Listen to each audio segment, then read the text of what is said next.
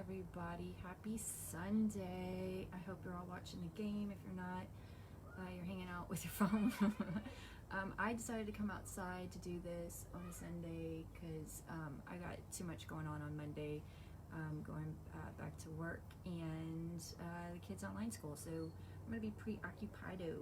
And I'm outside because the kids are up and they're very loud, and I just wanted some quiet space, even though it looks overcast back there, but that's not the case. That is smoke.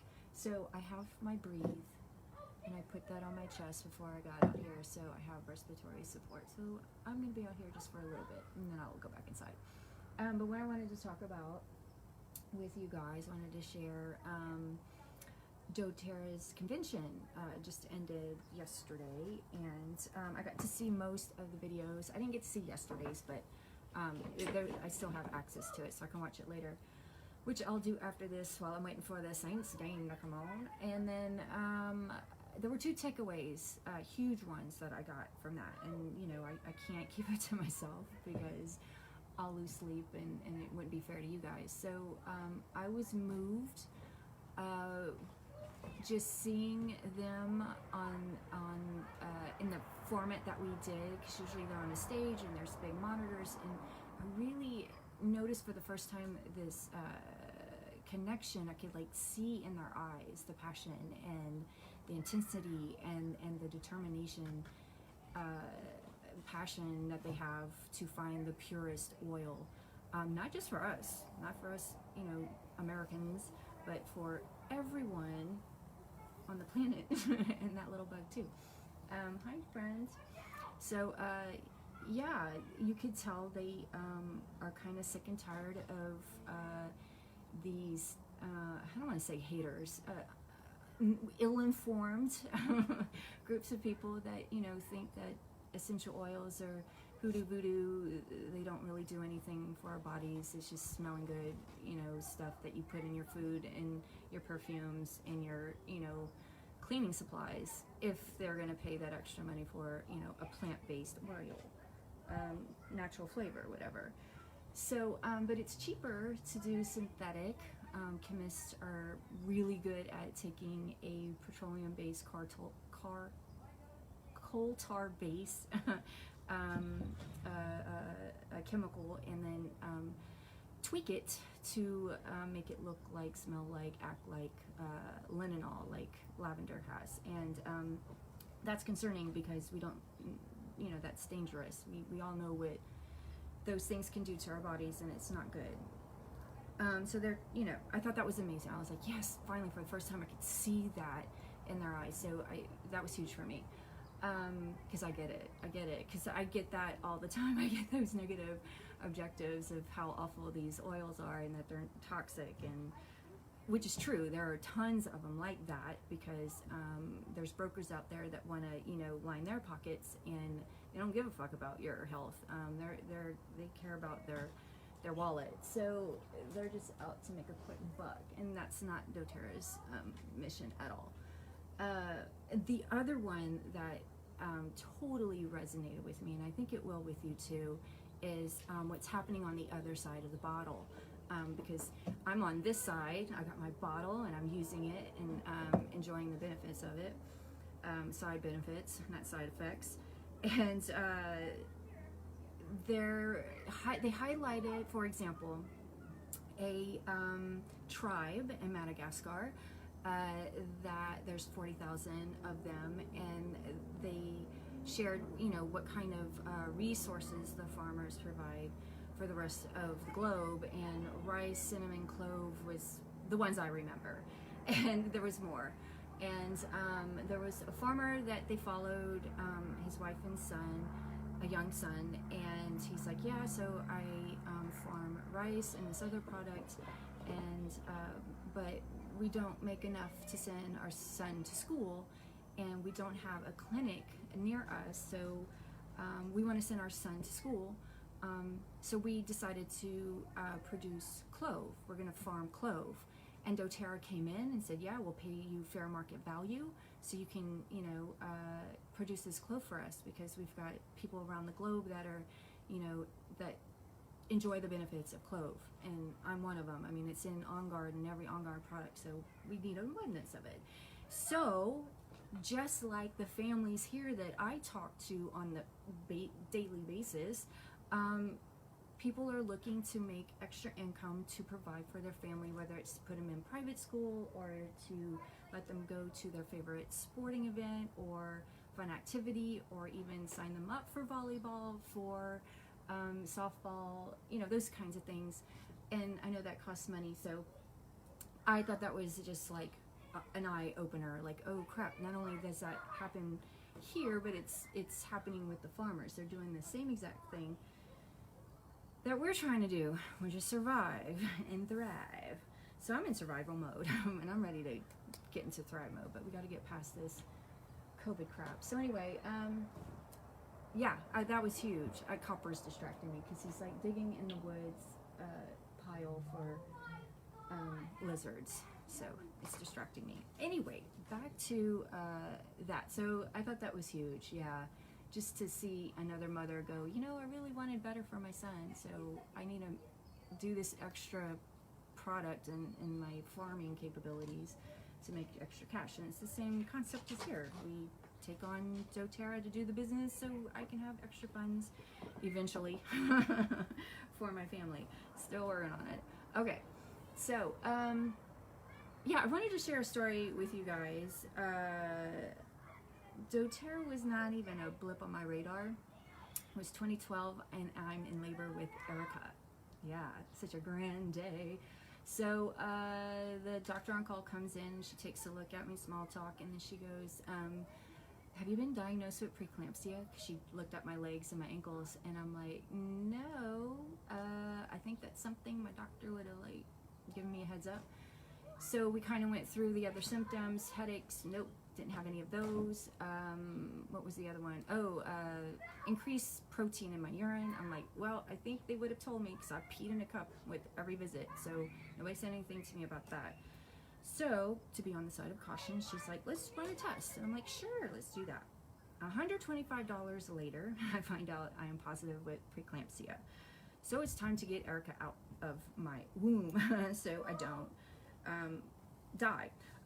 So what is preeclampsia? So I went to the Preeclampsia Foundation FAQ to get some kind of more information, because I kind of remembered some of this stuff, but I needed a friendly reminder.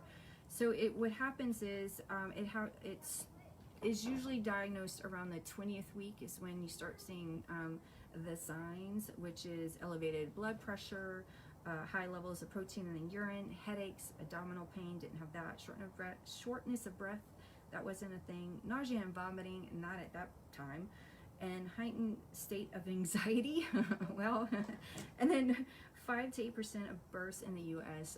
Are diagnosed with this. So the fun fact though, there's been an increase of 25% in the last 2 decades, which is the leading cause of maternal and infant illness and death. Now, eclampsia is the very serious condition of preeclampsia. So basically preeclampsia is like your light engine coming on, and if you don't do anything, you are going to go into full eclampsia, which is a series of seizures. You can have seizures, brain damage, yikes, and possibly death. So if anyone that remembers Downton Abbey, that's what happened to that character. And then my mom and I are watching it, and she's like, oh my god, that could have been you. And I'm like, stop. Okay, so it didn't happen because we caught it early enough and I was already in the labor, so we just had to get her out. But that was a roller coaster just to get her out, because one, they got to pump me in all the stuff to, you know, make me open up to have her. So that gave me the worst heartburn in my entire life. Oh my god, that was so painful. It was the worst pain I've ever felt, and I had 2 babies. And all they would let me do is take ice chips to relieve the pain, and it lasted 2 seconds. So and poor Aaron and mom, they're in the room with me, and they're like literally tag teaming me, you know, to get the chips in my mouth. And I said, I can't take it anymore. This is too painful. And finally the nurse, and I'm sure Aaron said something too, like, give her something. So she gives me what I think is Malanta or whatever, you know, indigestion stuff. That was the nastiest white stuff I've ever put in my mouth. And I put a lot of stuff in my mouth. Sorry, I know that's gross.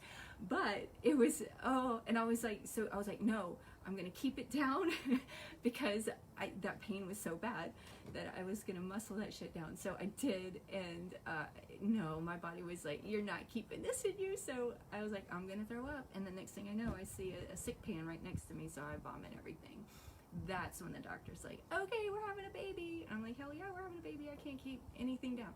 So eventually the nurse comes back in, and sure enough, we have the baby and save the day. Okay, so wanted to share some more fun facts about this. So women who've had preeclampsia have 3 to 4 times the risk of high blood pressure and double the risk for heart disease and stroke, and also increase in diabetes. Yay! Okay, so I got a lot to look forward to. So speaking of high blood pressure, that definitely happened, and I didn't realize it because I felt amazing after I had Erica. I was just like, I never felt so good. I go back to my I think it's the 7th day where you go back and do your checkup with your gynecologist. So I go in and routine, weights, blood pressure check. Nurse doesn't like, because she did use the machine, and she's like, there's something wrong with the reading on here. I'm going to do it manually. I'm like, okay, you do what you need to do. I don't care. So I got Erica with me, and she does it manually, and she looks up at me like deer caught in headlights, like she's looking at a ghost, and I'm like, okay. And she goes, you need to go to the emergency room. Well, my brain shuts down, and I'm thinking, but I got my baby with me, and you want me to go to the emergency? Are you crazy? What is wrong with you? And my brain, by the time I came back to present moment of her talking to me about my blood pressures, all I can hear was the second number, because there's 2 numbers they give you. Well, I used to know the names of those things, but I didn't write them down, and normally I do. But anyway, she gave me the second number, which was 1-something 9, which is hypertension crisis. You have to go to the emergency room. So I'm breaking down in tears, which is not a good look when you're going back into the lobby with a room full of pregnant women and their husbands, and you've got a little baby, and you're full on crying, and you're telling your husband you got to go to the emergency room because of your blood pressure. Yeah, that did not leave a good impression. So I felt bad I'm like, sorry for making your day, like, hopefully you have a better checkup than me. So anyway, I'm losing my mind. And I also drove, and because Aaron doesn't know how to drive stick, so I have to drive my little happy ass to the emergency room. I go to the wrong one because I had called my mom, and I didn't pay attention to which one I was supposed to go to. And but luckily they already had me in the system because we had visited them before when Ian busted his lip or something. So she checked me in. Of course, the first thing she says to me when I was like, yeah, my gynecologist told me to come here to the emergency room, she looks at me, she goes, with your baby? I'm like, I know. So she checks me in, and of course they hooked me up to a machine. Erica was an angel the whole time. She slept through most of it, ate, and then pooped, and then, which is super awesome. She didn't cry throughout the whole thing, which is crazy because I wanted to, because the noise and all the beeping, and it wasn't a good environment for me. So yeah, after several hours, I think it was like 5 or 6 hours, the doctor finally released me and said, because it went down low enough, and he said, if you do diet, exercise, try to get it under control on your own, and if not, you're gonna have to get on medication. And that just, I couldn't shake that. I got in the car and I thought, I'm not 40 yet, and I'm gonna get on blood pressure medication for the rest of my life. Oh, hell to the no, there's gotta be something I could do. So of course I just researched the crap out of high blood pressure, and what kind of exercises are more appropriate for that, and the type of foods I need to avoid, and what I should be taking. So yeah, I did all that, and I was able over time, because it's not like this came on all of a sudden, it was just over time. So I was able to get under normal whatever on my own. So yay. But also the other red lights that came on, the red engine lights, was I was bloated all the time, but I thought it was, your baby bump. Everybody has a baby bump, right? So I dismissed it as that.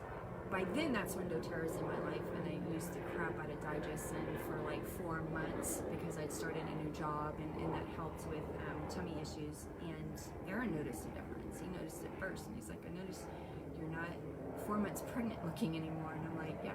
A lot of people used to ask me all the time if I was pregnant, and I was like, that was a baby bump, but no, I was bloated. So learn to cut out milk, lactose, so it's almond milk for me, which is what I prefer. Try not to get the vanilla or the sweetened stuff, because, you know, added sugar, that doesn't help with the gut either. What else? Food, still cut oats instead of the processed flat oats, oatmeal, that helps. And then yeah, so that's what I ended up doing. And then the last and final thing was the gingivitis. That was another inflammation as a result from having Erica. I tried everything on the market, you guys, everything. And even the dentist was, you know, they were all scratching their heads, and because none of it made sense. I was doing all the right things. And then I decided, you know, let me give doTERRA's toothpaste a try. I mean, what the fuck do I have to lose, right? I've tried everything else. You know, dealing with sensitive teeth on top of it. So finally, I bought it. It's $8 wholesale, and I tried it for 4 weeks before my dental appointment. And I have to say, ever since then, it's been in and out, because they used to measure my gums like every checkup, and it had like 4s, a lot of 3s, and maybe a 2. And after using that toothpaste 4 weeks, I had a couple of 3s, a lot of 2s, and a 1. So they stopped checking my gums, and it's just, you know, scrape off a couple of whatever's left on there and a polish, and I'm good to go. So huge fan. I haven't even, now they've updated their toothpaste. I'm a huge fan of that. They've added peppermint and wintergreen, so it has that minty flavor that a lot of people are used to and accustomed to, because it did have that cinnamon clove spicy to it, which I actually kind of grew accustomed and didn't even notice anymore. But I'm liking the mint. It's like very pleasant and does feel like you just stepped out of the dentist. And they've also added a ingredient. Well, I don't know if it's called an ingredient, but there is a thing that in our enamel that keeps it strong and durable, and that's what's in the toothpaste. I forget the name of it. It starts with an H, it's like Hydra, whatever. So anyway, Google it. It's all up there. Anyway, this is the part I wanted to share with you that really hurts me, because this kind of brings it all together, why I love that I have doTERRA in my life. I'm so glad it crossed paths with me, because some studies have suggested babies born with preeclampsia, you know, the parents with preeclampsia or the mothers, have a higher risk of developing hypertension, coronary artery disease, and other chronic illnesses in adult life. So that hurts my heart, but knowing I have doTERRA, Erica's gonna be fine, okay? Sorry, I just hate that shit that, you know, you try everything you do that you know to do right, and then you still mess up your kids somehow, some way. So anyway, so that's that. I'm good.